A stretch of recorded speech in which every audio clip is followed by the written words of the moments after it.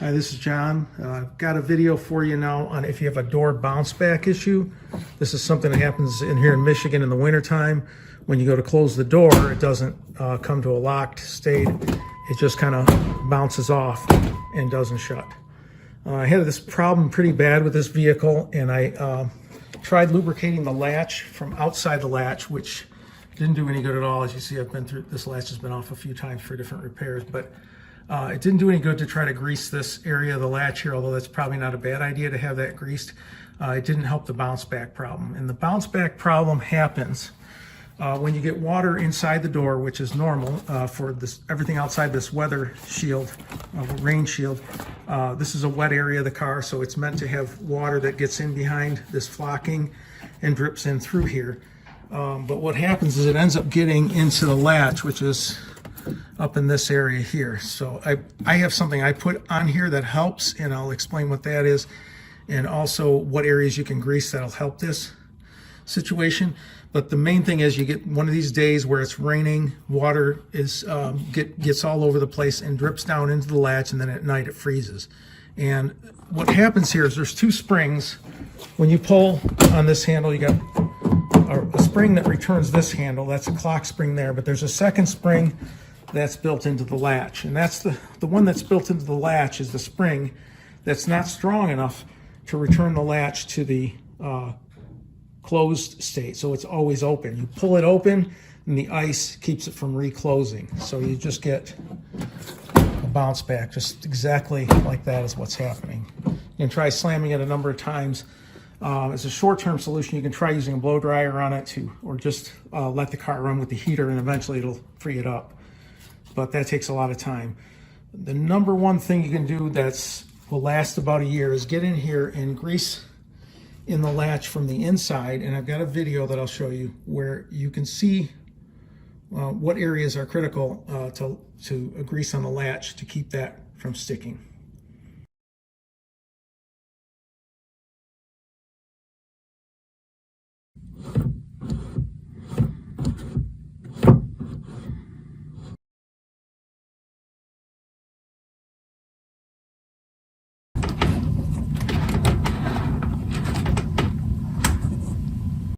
The first step here is to get the door trim panel off. The first step is to get this cup out of here. This is an O2 Explorer. It's got a couple snaps on the front that you can see there. So you got to stick a pry tool or your fingertips into the front of this and pull it out like that, and then slide it forward. And because it's got this little tab on the back that retains it. Once that's out of the way, you can take this electrical, and I've got it tied up here to keep it out of the way because I was driving the car. But this has got a little hook type feature on the front here. You can see that's right there. Right there, there's a hook type feature, and then it's got a little tab on the back. So this kind of just tips up like this. You take it, rotate it out, and pull it forward, and that comes out. And once you get those things out of the way, this door trim panel, the way you get the door trim panel off is there's a total of 3 screws. There's 2 at the bottom here. You can see where they're at here. This is 1 and 2, and there's just 2 screws holding those on. And then there's a 3rd screw that's behind this panel here, so you have to get this panel up out of your way, and there's a 3rd screw. You don't want to forget that one because the door trim panel won't come off without it. On the back of the door trim panel,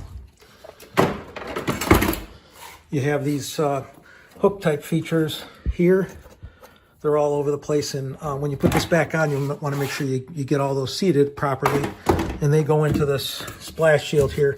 So to get the door trim panel off, it'll be hooked in here on the top. You just lift it up and then lift it away. You've got an electrical connector here. This one's for the power mirrors that has to be disconnected. This, oftentimes you'll want to disconnect all the electrical connectors on the bottom of this. I was able to feed it through this hole, so I didn't have to disconnect it. It's a little bit of a tight fit there, but I knew I'd be wanting to put this right back on, so I didn't want to be disconnecting these and connecting them and reconnecting them too many times will wear them out. So I just wanted to leave that on, and I just taped it up here to keep it from bouncing all over the place. These connectors, some of them are really easy to get off. There's little triggers on each one. You squeeze the trigger and then pull it out. One or more of them is difficult to get because they're just stuck in there, and even the experts will have trouble getting those disconnected. One trick is Oops, just locked the doors. One trick is to push up on them, like actually seat the connectors a little better by pushing upward on them to seat them. That takes the pressure off the tabs, and then you can squeeze the trigger on them and pull them off. But I'm hoping not to have to do that. I'll feed it back through this hole over here when I'm done and get it out of the way. As I deep dive this problem, because it was major on this car, what I did here was take a few measures to try to keep water from getting into the latch in the first place, and then it won't wash the grease away and you don't have to deal with it as much. And I took this idea off another YouTube video, and that is you have some of the water that gets into this door will drip down from the top, go into the bottom of the door down there and into the drain holes, which you can see. Here's some drain holes. It's got like a spider cover on it. But this is a drain hole. There's 3 of them, I think, along the bottom here of the door. Looks like 2 plus a open one over here. But the water will generally drip through there. Some of the water that drips down, however, sorry for my dirty hands, but some of the water that drips through will hit this lock rod, for example, and run down the lock rod and get carried directly into the latch, because that's where the lock rod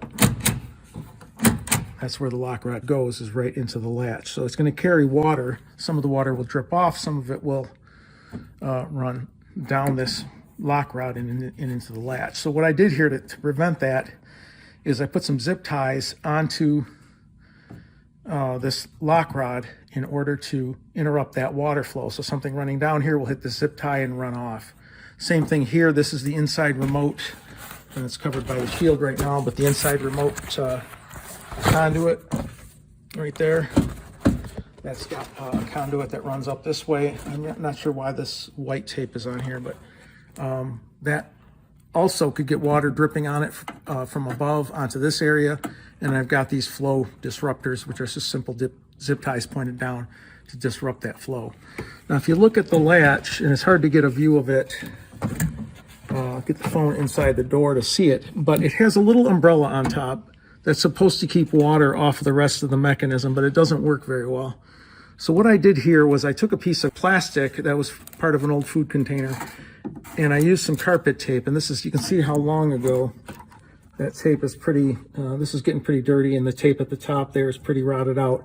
This has been up there for several years. And what that does is take any water that drips down from the top of the door and deflects it over this way and away from the latch area. So you're not having the water getting into the latch in the first place.